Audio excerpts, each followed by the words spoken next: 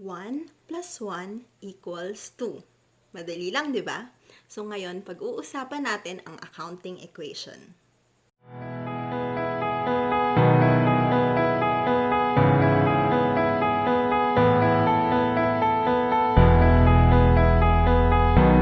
Ang basic accounting equation ay assets equals liabilities plus equity. So, ang nasa left side ay assets at ang nasa right side naman ay liabilities at equity. So, sa next video, pag-uusapan natin kung ano ang assets, liabilities at equity.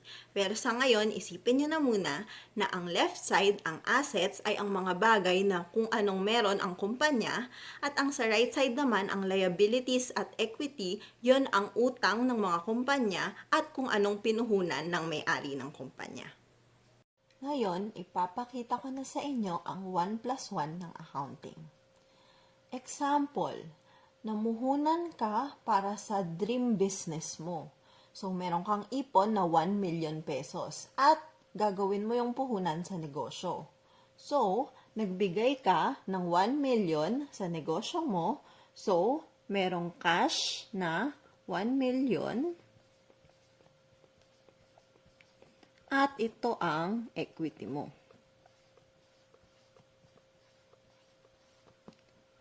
Wala kang utang, balanse. Next, sabihin na natin na naisip mo na hindi yung lahat ng ipon mo, yung ilalagay mo sa negosyo. Sabi mo, kalahati lang ang ilalagay ko sa negosyo. Uutangin ko na lang yung kalahati. So, meron kang 1 million na cash sa negosyo. Tapos, meron kang inutang na 500,000. Tapos, kalahati lang ng ipon mo yung nilagay mo sa negosyo. Balanse pa rin. What if wala ka namang ipon? Pero gusto mong magnegosyo. So, ginawa mo, umutang ka ng 1 million sa bangko. So, yung inutang mo, nilagay mo yun sa business, kaya meron kang asset na 1 million, pero lahat yun ay utang mo. At wala kang equity. Balanse pa rin. So, laging tatandaan, laging balanse ang accounting equation. O, diba? Parang 1 plus 1 equals 2 lang. Yun ang basic accounting equation.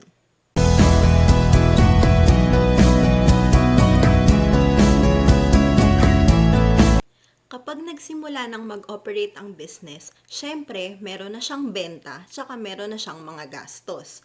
So, ang expanded accounting equation ay assets equals liabilities plus equity plus revenue minus expense.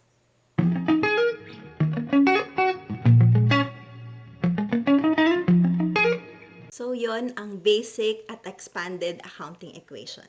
Pag may tanong kayo, let me know.